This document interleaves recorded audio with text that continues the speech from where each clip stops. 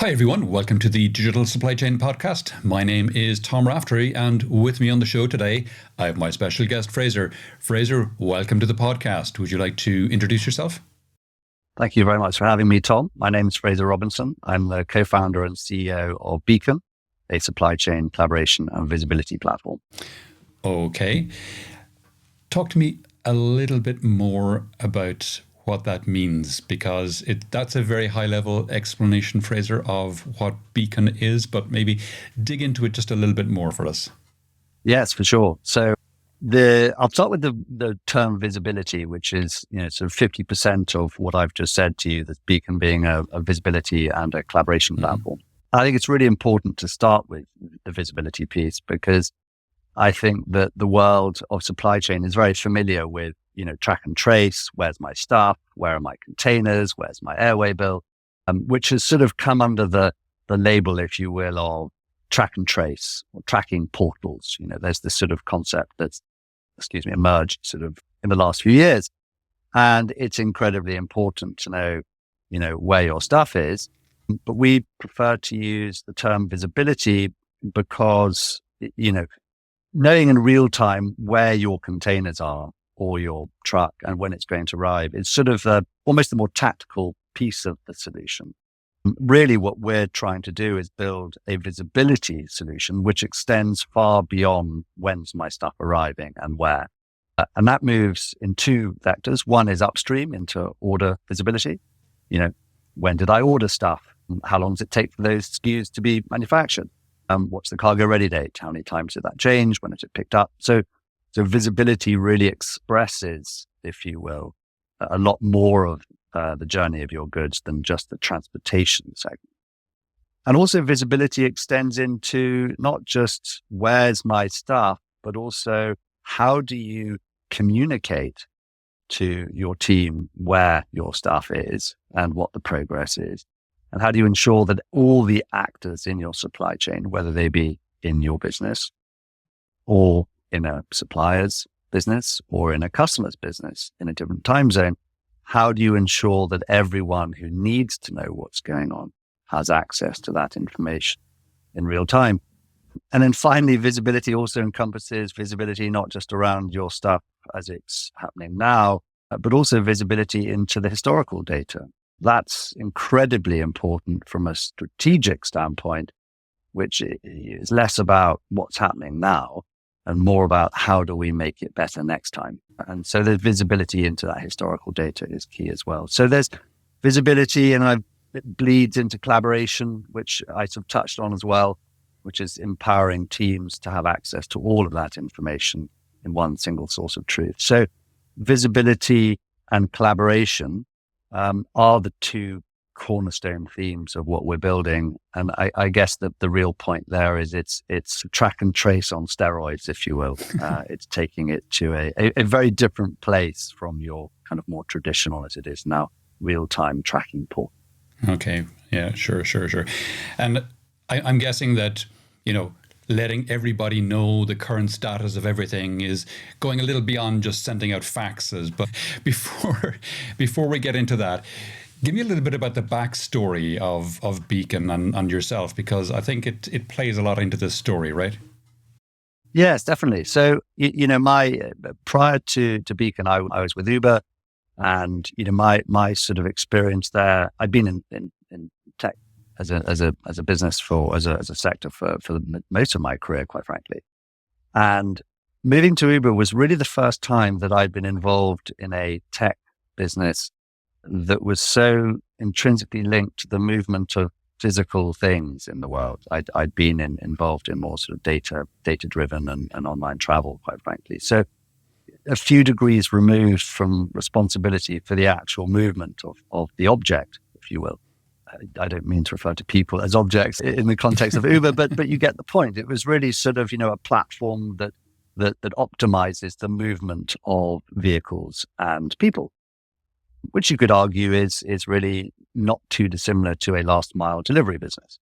And so that would sort of open the door for me to sort of start to get a sense for logistics in a way. Uber launched a business called Uber Freight while I was there. I did not personally have a hand in it, but I was certainly aware of it and was able to understand its themes more deeply.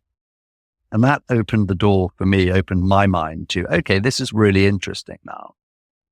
What more is there than logistics? Let's move into supply chain more broadly.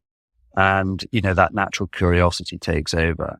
And you start to spend more and more time analyzing, thinking, reading, talking.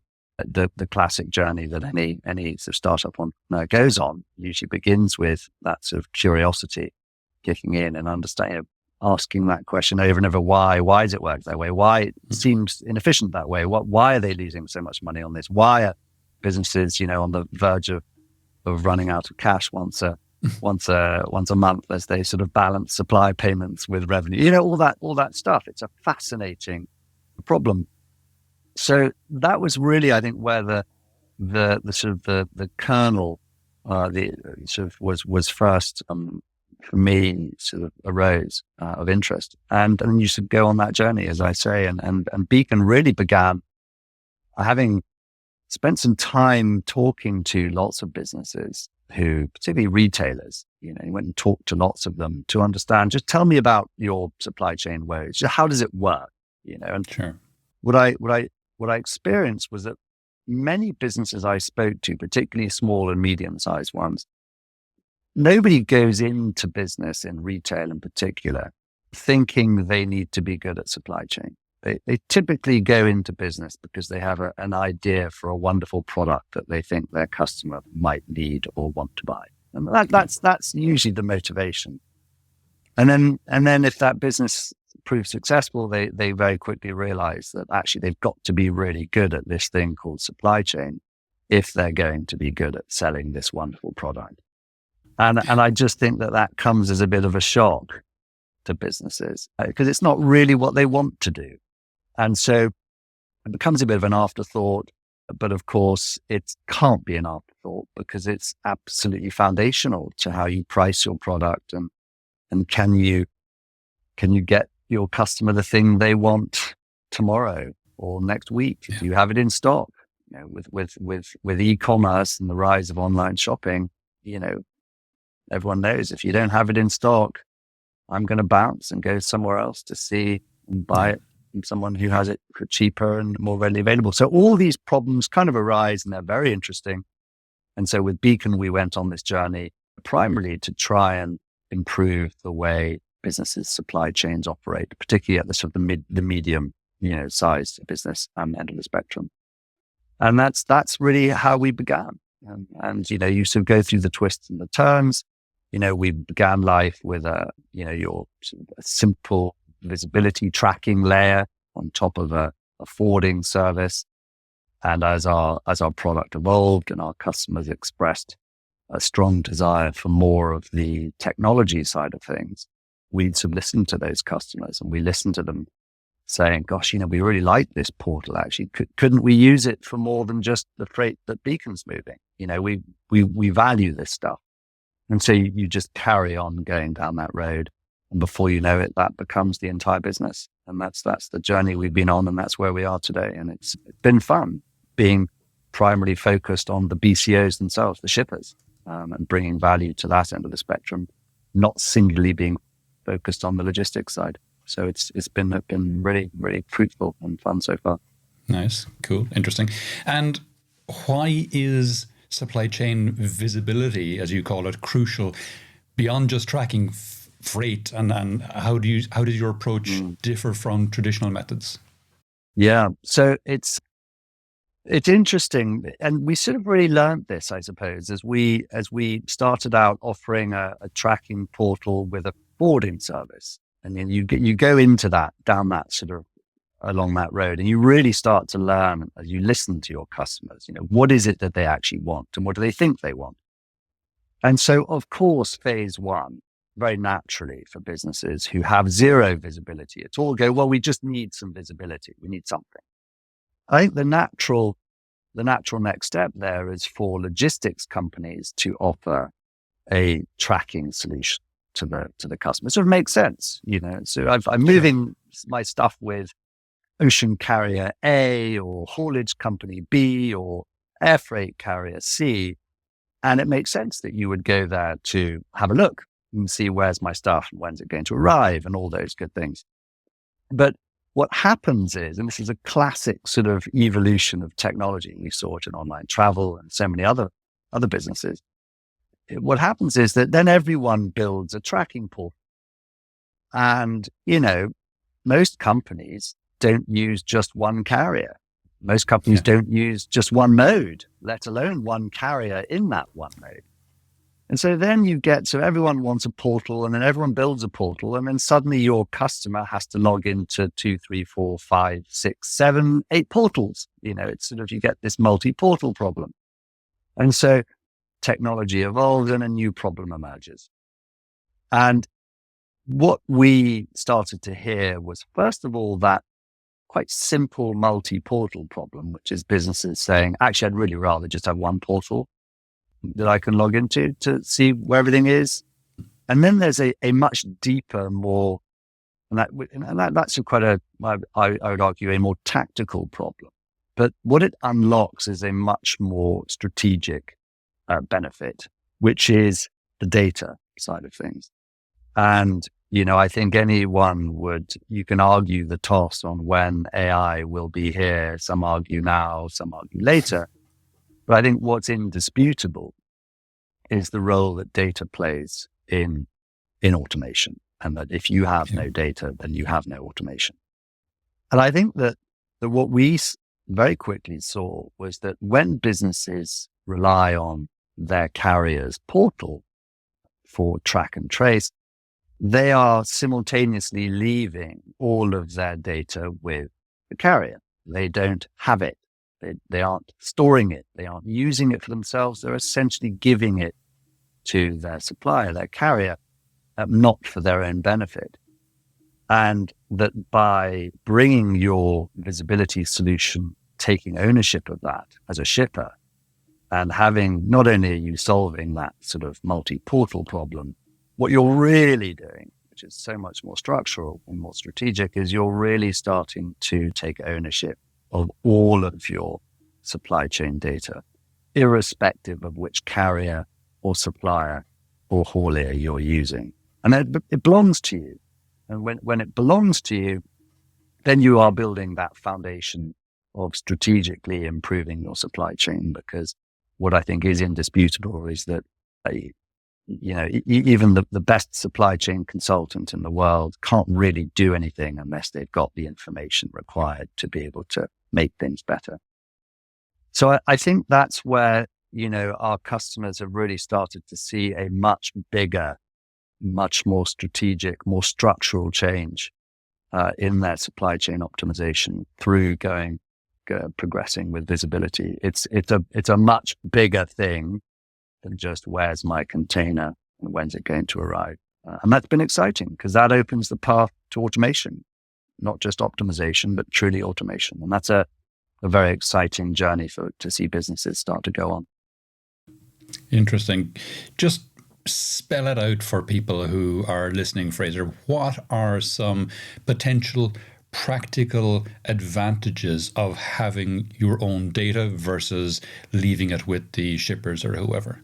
Yeah, definitely. So look, I think let's talk about this path to automation actually, because it begins with data. So it's a natural way to address that question. The path to automation really begins with accumulating the data so that you have it. And I'd like to be very clear about what that data is. I think that there's so much talk about data in the world. Say, data's everything, and data's the new oil or the new gold or whatever it happens to be. But I think for many that it's not clear what that data is. And in supply chain, and from Beacon's perspective, that data is understanding. If you have a time-stamped record of, so for example, which SKUs were ordered and when, and from who, and how long did it take to make them, and when was the cargo ready date, and were the number of SKUs agreed manufactured, when were those things containerized, and when were they collected, and by who? How long did it take for them to get from the factory to the port of loading, and how long did it take to get from port A to port B? And was there a transshipment port, and what were the delays and why? And who was the haulier that collected them? How long did the goods sit in customs? How long did it take to get to your end warehouse? And in what quantities, and so on. If you have time-stamped and recorded all of these minutiae, all of these events, all of these moments in time, what you start to build up is an incredible supply chain graph of the journey of your SKUs from what we call sort of birth to death, which is really the journey of those objects. And once you have that, you can really start to identify where there are problems, because suddenly you can compare what happened with this particular Yam to Felix Day route this month versus last month, and the month before, and the year before, and with which carrier, and for how much, and so on. So this is the data. Okay, so this is the data we're talking about. Right. And you start to accumulate all that. Then the next step is, okay, let's just start with boring, plain old reporting. Okay, here's a report of what happened last month or in the last 3 months. It's nothing more than actually, wow, how many volumes, what SKUs, where, when, all that stuff. Once you start to have standardized, consistent reporting, then the next evolution beyond that is you can start to analyze it and gain insights. So what does this report now tell us? Because we can now compare what happened last month to the month before, or the same month last year. We can start to pull in third-party data as well, which we do, which allows you now to start comparing not only how did you do against yourself, but how did you do compared to how others did. So you can see where this starts to go. And once you can compare to how you did or how others did, then you get that wonderful leap to the next level of the data transformation, which is, what should I do to close the gap with what's best in class? What did those businesses do, or what did we do last time that was so great, and shouldn't we repeat it? So you can see how that data journey then takes you to those insights. And once you're there, it's not a stretch to start to see how insights become recommendations in an automated way. Right. You can see how the data starts to say, oh, you should try this. Use this carrier instead of this carrier because X, Y, Z reason. And then a recommendation is only one step away from automation, because a recommendation is really giving you, as the user, to accept a recommendation. And, if you're good enough, there comes a time when actually the recommendation becomes the de facto standard. So that's sort of the path to automation, which again has to have data, doesn't work without data. I try and refer to, that's the journey that we're on, certainly, is to become a supply chain recommendation engine. I mean, that's not a highly marketable thing to say, but that's the reality of where this is going. And it's very powerful. And, anyone who's ever, I don't know if you use Gmail, for example, but people are always amazed when they say, how on earth does Gmail know what I'm going to write next in my email? It's incredible. It recommends the next 4 words. Well, the way it does that is it's able to consume so many of your previous emails, and it understands the sequence of words and how you line up sentences. And supply chains, if you've got the data, it's not so different. You can start to see patterns, see improvements, and make recommendations. So, but that is all built on a foundation of data. Right? So that is, I hope it's not too complicated a description of it, but that actually, I hope, is in simple terms the journey that most businesses now are starting to go on. But it starts with plain old tracking. That's where it begins, which is the accumulation of the data. That, in a way, that's what generates the data. And so again, bringing it full circle, if you log into your Carrier X tracking portal and use that, you are literally leaving your data there, and it's not yours. And the other thing I'd say is that by working with the logistics companies portals, again, it's great to have them. It's fantastic that they're all doing it. But more and more we're seeing businesses, as they appreciate data, wanting to start to do things like integrate with their ERP. It's a natural thing to want to do, is to connect your data to your ERP. But there's this inbuilt resistance to integrating your ERP with your logistics provider, because you tend to choose your logistics provider because of price and service, and you need to maintain some flexibility to be able to change logistics provider. And if you've gone and integrated logistics company A or B into your ERP, and then in 6 months or 12 months you decide not to work with them anymore because whatever reason, then it's been a lot of work for naught.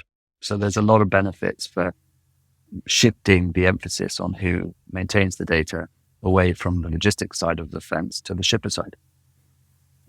Okay. And where are you sourcing? Where is Beacon sourcing all that shipping information to provide to your customers? Yeah, so we've gone out and integrated ourselves with a huge number of data sources, many direct to carriers, some through third parties.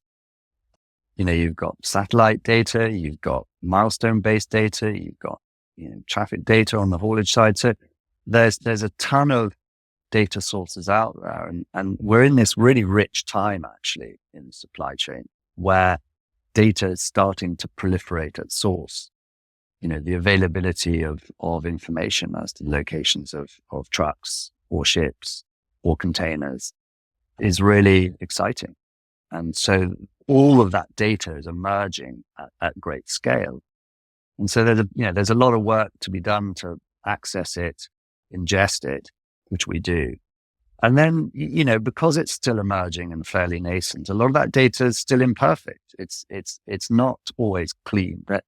There aren't really consistent standards as to how data should be organized. One carrier might do it this way, another carrier does it this way. Even the terminology varies. They'll call one milestone this thing, and they'll call.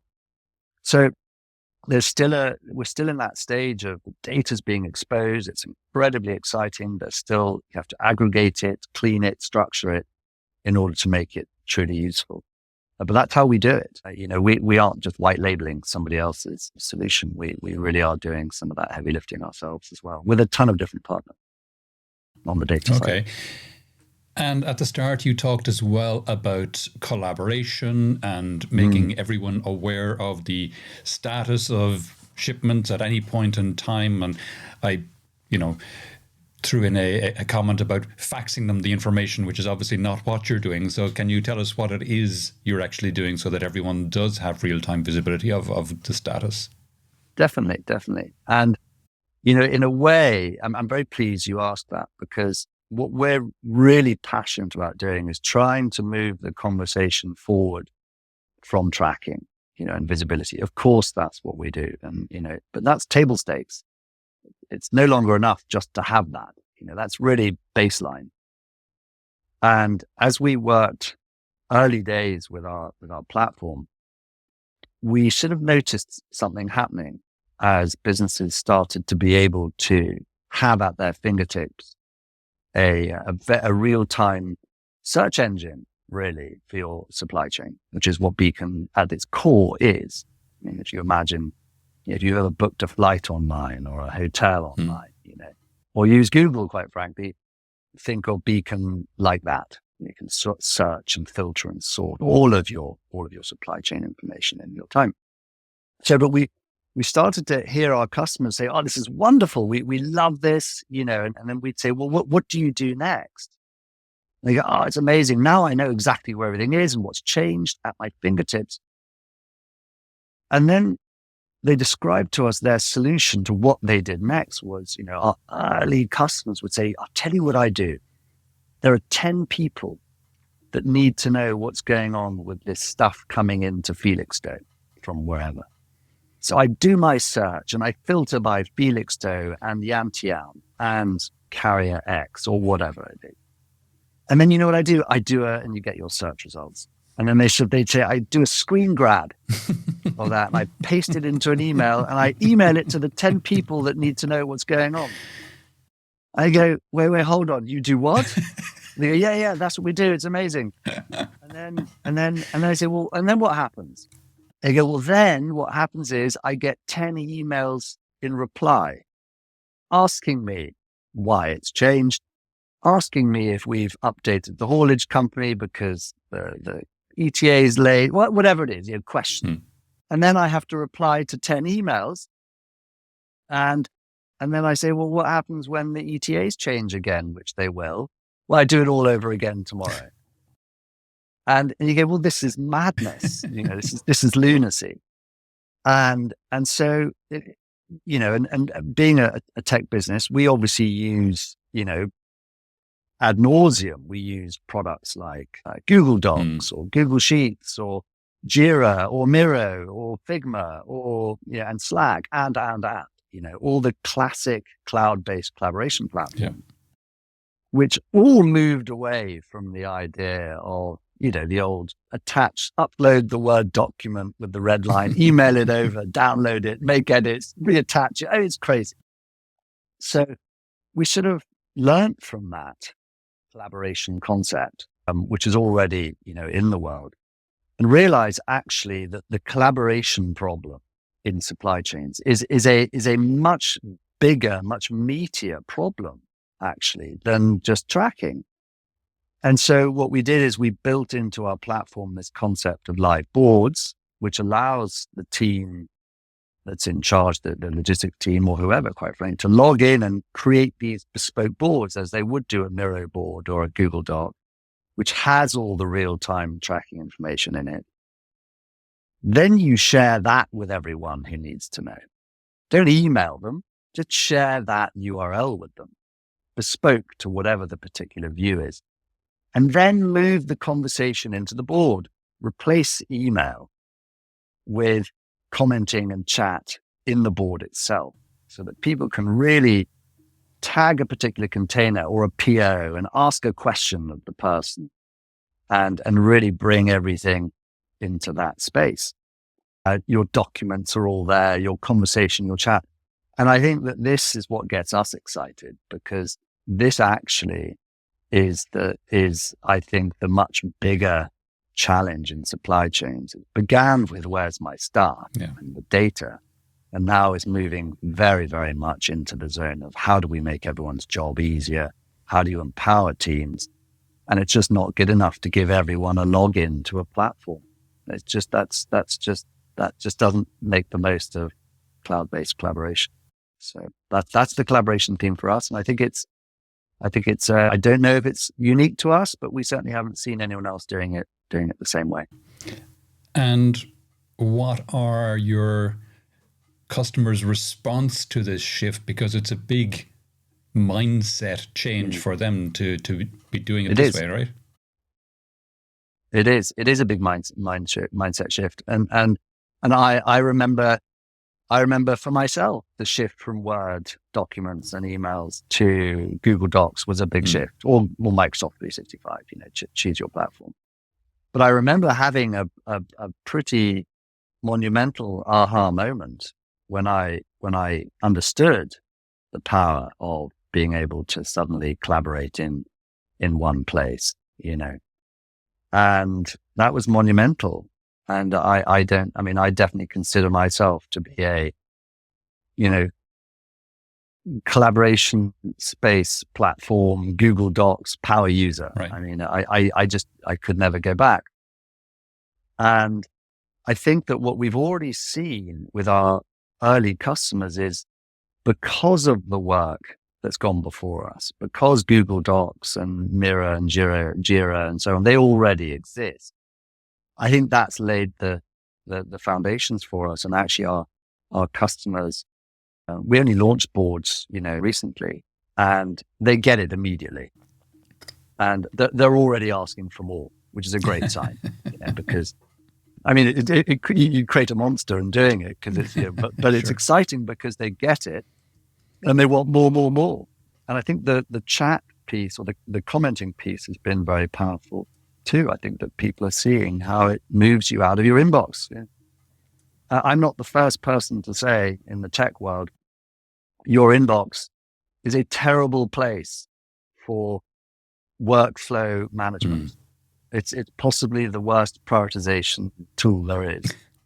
And I think getting supply chain teams out of that is a very, very powerful thing. So that's an area for us that's very exciting, because it unlocks that whole vector of, becoming that supply chain assistant, where you can start to actually communicate with your teams and make recommendations. Say, hey, these documents in an automated fashion, these documents are missing from this shipment, or this is running late. Have you let the haulage companies know? You can see how it starts to evolve and go from there. Yeah, absolutely. One of the other big shifts we're seeing in supply chain and in technology and in industry in general is the shift to a greater emphasis around sustainability. And so I noticed that, on your website, you talk about access to Scope 3 emissions data, for example. So can you talk to me a little bit about that, the sustainability data that you are, making more visible for your customers, and how that's been used? Yes, definitely. So Scope 3 emissions is absolutely, when we talk to businesses, it's a huge part of any business's, footprint. I mean, there's so much data out there. It's anyway, 60, 70, 80%. I mean, it's huge, right? Because it sort of encompasses all of your manufacturing base, your supply base, and the transportation piece. So it's a big thing, big area. And I think that where a lot of businesses get slightly, deer in the headlights about this particular issue is that I think they look at it as Scope 3, because Scope 3 has a name. They look at the whole thing and go, we've got to solve Scope 3. And you look at it and you go, swoon, I don't even know where to begin. But actually, you've got to slice it down into chunks, into consumable chunks. And the thing about the transportation piece, particularly when you use a platform like Beacon, which is monitoring all of your global transportation stuff, tracking ocean, air, and road, you're overcoming one of the initial biggest hurdles, which is, how do I get all of that data in the first place into one place on the transportation piece, which is, again, a meaningful slice of Scope 3. Now, Beacon can't solve yet all Scope 3, but if you attack the transportation bit of Scope 3 first, that's a big slug. Yeah. And by working with Beacon, you've already solved the first problem, which is centralizing all of your transportation data in one place, in one consistent form. Right. And then it's just really, the work from there is doing the calculations and what are the outputs. So, as opposed to, we've worked with, 7 different carriers over 3 different modes over the last 2 years. You can see how any business would go, where do we begin? How do we do this? And okay, well, maybe carrier A, B, C, and D, they can all send us, or forwarder A, B, and C, they can send us their data, but is it complete? Then you've got to do this mapping exercise. Has it been calculated the same way? I mean, I probably don't need to explain it anymore. I think anyone who's been involved in this knows the headaches involved with that. So I think one of the wonderful byproducts, if you will, of centralizing your visibility into one place is that you also have a central, consistent, and very well organized set of data for your emissions reporting, which is a meaningful piece of Scope 3. Not all of it, but a big chunk of it. And that's whenever I speak to businesses as they look at Scope 3, I think part of the problem, I know it seems so basic, but is the fact that it's got a name. 80% of your footprint has one name. And so everyone thinks I need to solve that thing in one go, but it's not right. It's actually thinner slices. And we can certainly take care of the big chunk of that through visibility. Nice. Nice. And where to next for supply chain and for Beacon? What do you see coming down the line in the next 4, 5, 10 years? Yeah. So for me and for Beacon, I should say that the big theme ultimately on the horizon, we could argue how far is that horizon? But I think is that journey towards automation, is that journey to far more optimized supply chains, which, as I've said before, is really about having the data in the first place. And I don't think it's a flight of fancy. I think when when we talk about automation, Beacon's mission is less about robot warehouses. That's not, or self-driving trucks. That's not the automation we're talking about. The automation we're talking about is really taking that data, and as I say, maybe overlaying a much gentler term, which is, the recommendation engine rather than automation. If I overlay that term, it's really about optimizing and advising you on your planning stage. For me, the big question I want to answer our questions is that our customers have is, when and in what quantities should I order more SKUs based on when I expect demand to appear? And that is absolutely answerable with data. And so we are steadfastly marching towards being able to address those questions of when should you order the goods based on when you need them to be in a certain place, which carriers should you work with, what are the right routes, what are the right prices, who are the right hauliers, which suppliers tend to be more reliable on that particular. Answering all of those questions unlock huge strategic value for our customers, because there is so much, dollar inefficiency locked up in these processes. And I think that is where we are absolutely going with in our supply chain journey. And that begins with having the data in the right place. Makes sense. Cool. We're coming towards the end of the podcast now, Fraser. Is there any question I haven't asked that you wish I had, or any aspect of this we haven't touched on that you think it's important for people to be aware of? I mean, really, no, you haven't. And I don't have anything that I haven't said. I just want to sort of place emphasis on that data point and that single source of truth point. And really that we are doubling down on collaboration, because I think that is the next horizon in supply chain optimization. And I think it's often overlooked. And so that's an area that I'm really excited for us to continue to press on. Cool. Great. And Fraser, if people would like to know more about yourself or any of the topics we discussed in the podcast today, where would you have me direct them? Please go to beacon.com. We have a huge amount of resources there. We've got white papers, we've got ROI calculators. There's a wealth of resource there available for free for customers to use if they want to learn more, not just about Beacon, but about how they can improve their supply chain. So please go to beacon.com. Fantastic. Great. Fraser, that's been really interesting. Thanks a million for coming on the podcast today. My pleasure. Thank you for having me.